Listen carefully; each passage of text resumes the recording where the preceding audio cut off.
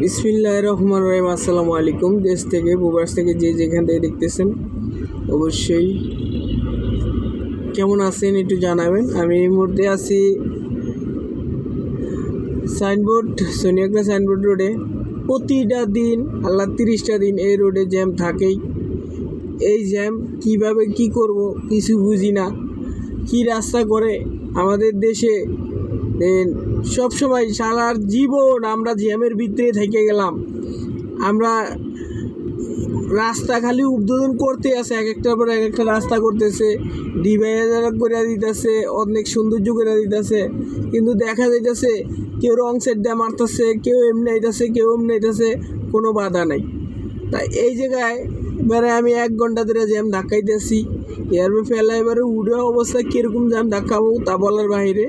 তাই আমরা চাই দেন আসলেই যদি কাজ করতে হয় নিজের বিবেককে ইমানের রক্ষা করে দেন দেশের জন্য যদি কোনো কাজ করতে হয় তাহলে ভালো কিছু এখনও করেন। আর যদি আপনারা যদি এই ধরনের কাজগুলোতে বিরত থাকতে চান দেন না, আপনাকে পকেটের ভিতরে খালি টাকা ঢুকাইবেন, এই নিচে দিয়েও জ্যাম উপর দিয়েও জ্যাম, তাহলে আসলেই যে জায়গায় বাজার হওয়া দরকার, যে জায়গায় কাঁচা বাজার হওয়া দরকার ওই জায়গায় কাঁচা বাজার করেন, যে জায়গায় স্কুল মাদ্রাসা করা দরকার ওই জায়গায় স্কুল মাদ্রাসা করেন। এই ধরনের জ্যামজট কইরা ঢাকা শহরে বাংলাদেশের আনাচে কানাচে যে জায়গায় যাই জ্যামজট আছেই। আমরা কবে মুক্তি পাবো? খালি বলে রাস্তা করে উদ্বোধন করে দিচ্ছে, এয়ারপোর্ট রোডে তখন ঢুকুনেই যায় না, একদম নাকাস একদম নাস্তিক অবস্থা করে দিচ্ছে। গাজীপুর পর্যন্ত এয়ারপোর্টের থেকে শুরু করে গাজীপুর পর্যন্ত একদম নাস্তিক, এটা অবস্থা খারাপ। যে বাংলাদেশের ভিতরে একটা প্রথম রাস্তা ছিল এয়ারপোর্ট রোডে ঢুকলে মনটা জুড়ে যেত, ওই এয়ারপোর্ট রোডে এরকম অবস্থা হয়েছে। এখন প্রতিটা মানুষ ঘন্টায় ঘন্টায় জ্যাম ধাক্কাইতে হয়, ঘন্টায় ঘন্টায় জ্যাম ধাক্কাইতে হয়। আপনি কতক্ষণ ধৈর্য ধরবো? একটা ড্রাইভার কতক্ষণ ধৈর্য ধরবো? দেন এই যে জ্যামটা ধাক্কায় ধাক্কায় তেল পড়তেছে, গ্যাস পড়তেছে, বেটাকে চোখের ঘুম নাই। খালি আপনি করে টাকা কামায় দেওয়া, আপনাকে ইনকাম ট্যাক্স, আপনারা ইনকাম নেবেন, বিআরটিতে টাকা নেবেন, কিন্তু আপনার রাস্তায় কাজ করবেন না, আপনার রাস্তা ফুটপাতে ব্যবসা বাণিজ্য করবেন। ফুটপাত দিচ্ছেন মানুষ হাঁটার জন্য, এই জায়গায় আপনি ব্যবসা বাণিজ্য করতেছেন, টাকা চান্দা উঠাইতেছেন। আমরা মনে করছি যে এই সরকার আইসে এখন চান্দা কমে যাবো গা, তাহলে ফুটপাতে কীভাবে দোকান থাকে? এখনও তাহলে ফুটপাতে কীভাবে দোকান থাকে? আমাদের প্রশ্ন হলো এটা একটা, আমরা নাগরিক হিসাবে বলতে চাই এখনও কীভাবে ফুটপাতে দোকান থাকে? এই যে জ্যাম ধাক্কাইতেছে কোন সময় থেকে?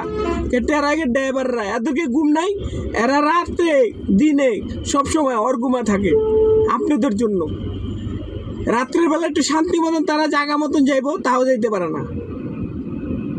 আপনারা এই ধরনের কাজ থেকে এখনও সরে দাঁড়ান, যে কীভাবে জ্যাম দূর করা যায় ওইটা দেখেন। কিছু কিছু লোক এখনও বলে সব কিছুর দাম নিয়ন্ত্রণ করা যায় না। নিয়ন্ত্রণ কেন করা যাবে না? আপনারা কী করতেছেন? এখনও কী করতেছেন? আপনারা কী কাজ করতেছেন? নিয়ন্ত্রণ করা যাবে না কেন? আপনারা যেসব লোক দিয়ে নিয়ন্ত্রণ করবেন প্রতিটা বাজারে বাজারে লোক লাগা দেন। পোলাপান এখনও অনেক পোলাপান না খায় রয়েছে, চারকি পায় না, তাদেরকে বাজারে বাজারে লাগা দেন। এখন অনলাইনের যুগ, বাজার নিয়ন্ত্রণ আসবে না কেন? সাধারণ একটা দোকানদারে কিন্তু ব্যবসা করে না, ব্যবসা করে আপনাদের মতন সিন্ডিকেটেরা। আপনারা যে সিন্ডিকেট করেন আপনারা পকেটের টাকা ভরতেছেন এখনও। আপনারা এই জায়গাতে সরে দাঁড়ান এখনও। এই যে রাস্তার ভিতরে জ্যামের ভিতরে বসে আছি, অস্থির লাগতেছে। যে জায়গায় লাগবে না আপনি তো এমন করে গ্যাসের পয়সা টাকা দেন না। একদিকে উপরে গাড়ি চালায় বেটারের টাকা পায় না, যে অবস্থায় আরও জ্যাম ধাক্কাইতে হয়। ঢাকার ভিতরে ঢুকতে ঘন্টায় ঘন্টায় জ্যাম ধাক্কাইতে হয়, প্রতিটা দিন ঘন্টায় ঘন্টায় জ্যাম ধাক্কাইতে হয়। এই জ্যাম বাংলাদেশ হয়ে গেছে এটার নাম। আমরা তো ভাবছি মনে হয় স্বৈরাচার গেছে গা, আমরা এখন স্বাধীন মতন একটু ভালো মতন চলবো না। এর কোনো টাইম নাই, পুরো ডিল দেওয়া বয়ে রয়েছে, পুরো একদম আবশ্যিক ডিল দেওয়া বয়ে রয়েছে, মানে অগর ভয়ে আবশ্যিক ডিল দেওয়া বয়ে রয়েছে। কী করতেছে না করতেছে আল্লাহই জানে। পুলিশ প্রশাসনের এখনো টাইট দেন, ভালো করে টাইট দেন। এর রাস্তা কেন ক্লিয়ার হবো না?